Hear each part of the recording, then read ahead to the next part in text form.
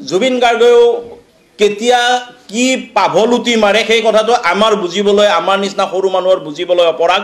এইকাৰণে অপৰাগ কিছুদিন আগতে তেওঁ কোনো সাংবাদিক বন্ধুৱে প্ৰশ্ন কৰোঁতে তেওঁ কা আহিব নেকি বুলি খুদুতে তে কা ধাৰাবাহিক নেকি আহিব যাব এই ধৰণৰ কমেন্ট কৰিছিল গতিকে জুবিন গাৰ্গে কেতিয়া চৰকাৰী পক্ষৰ ব্ৰেণ্ড এম্বেছাডৰ হয় কেতিয়া তেওঁ আন্দোলনকাৰী হয় কেতিয়া শিল্পী হয় কেতিয়া ফুটা বগাই এইবোৰ কথা আমি ক'বলৈ নোৱাৰিম আমি বহুত সৰু মানুহ জুবিন গাৰ্গ বহুত উচ্চ খাপৰ শিল্পী হিচাপে তেওঁক আমি সদায় সন্মান কৰোঁ শ্ৰদ্ধা কৰোঁ কিন্তু তেওঁ যিবোৰ তুলুঙা মন্তব্য কৰি থাকে এইবিলাকে তেওঁৰ মুখত শোভা নাপায় বুলি আমাৰ বিবেচনা হয় অতি সম্প্ৰতি আমি সকলোৱে পাই আছোঁ যে এতিয়া আকৌ কা বিৰোধিতাৰ নামত আন্দোলন হ'বলৈ গৈ আছে অসমৰ স্বনামধন্য কিছু সংগঠন ইয়াতে নেতৃত্ব বহন কৰিবলৈ ওলাই আহিছে এই গোটেই কথাটোত আমাৰ হিন্দু যুৱ ছাত্ৰ পৰিষদৰ ক'বলগীয়া বহুত আছে তাৰ প্ৰথম প্ৰতিক্ৰিয়া হিচাপে আমি এইটোই ক'ব বিচাৰিছোঁ যে পুনৰবাৰ ব্যক্তিকেন্দ্ৰিক সুবিধা আদায়ৰ কাৰণে নিৰ্বাচনৰ প্ৰাক মুহূৰ্তত গা জোকাৰি থিয় হৈছে কা বিৰোধিতাৰ নামত একাংশ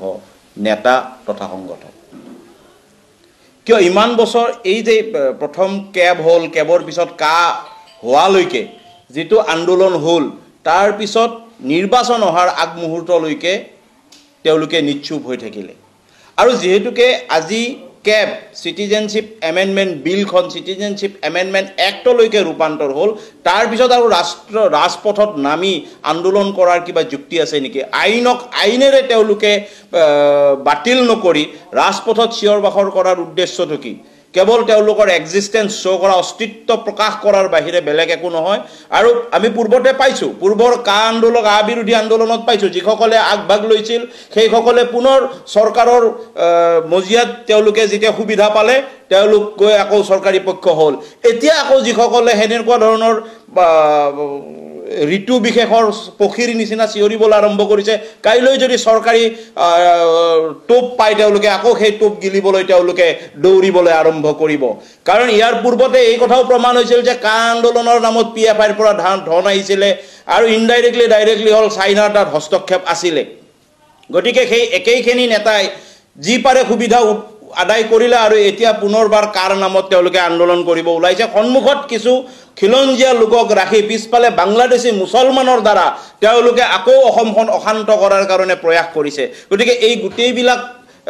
কথা আমি ৰাইজক দৃষ্টি ৰাখিব দিছোঁ এইবাৰ যাতে কা আন্দোলনকাৰীয়ে আকৌ চৰকাৰী সুবিধা ল'বলৈ নোৱাৰে আকৌ চৰকাৰৰ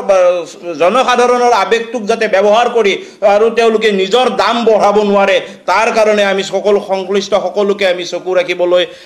আমি অনুৰোধ জনাইছোঁ যেতিয়া সিটিজেনশিপ এমেন্ডমেন্ট বিল হৈ আছিল তেতিয়া তেওঁলোকে অসমৰ জনসাধাৰণৰ মাজলৈ সোমাই গৈ তেওঁলোকে কৈছিল যে এইখন যদি আইন হয় তেতিয়াহ'লে বাংলাদেশত 2 কোটি সাজু হৈ আছে হিন্দু আহিবলৈ কেৱল এইখন বিলখন গৈ কেনে আইন হোৱাৰ লগে লগে 2 কোটি আহিব আইন হোৱাৰো আজি 3 বছৰ পাৰ হ'ল 2 কোটি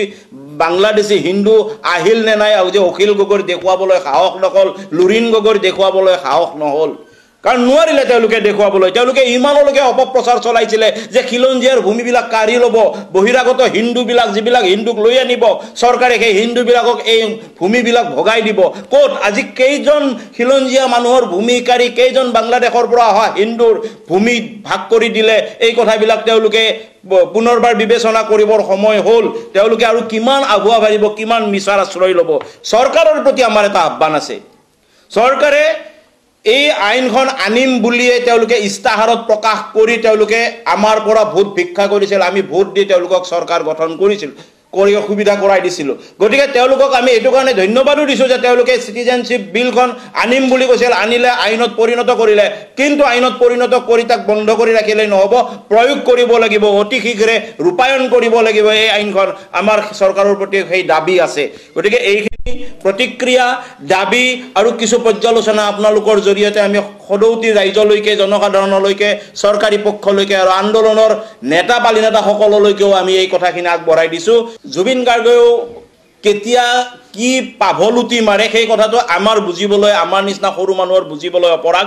এইকাৰণে অপৰাগ কিছুদিন আগতে তেওঁ কোনো সাংবাদিক বন্ধুৱে প্ৰশ্ন কৰোঁতে তেওঁ কা আহিব নেকি বুলি খুদুতে তে কা ধাৰাবাহিক নেকি আহিব যাব এই ধৰণৰ কমেন্ট কৰিছিল গতিকে জুবিন গাৰ্গে কেতিয়া চৰকাৰী পক্ষৰ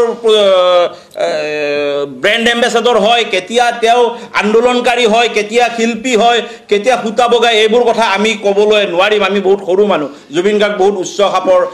শিল্পী হিচাপে তেওঁক আমি সদায় সন্মান কৰোঁ, শ্ৰদ্ধা কৰোঁ। কিন্তু তেওঁ যিবোৰ টুলুঙা মন্তব্য কৰি থাকে এইবিলাকে তেওঁৰ মুখত শোভা নাপায় বুলি আমাৰ বিবেচনা হয়।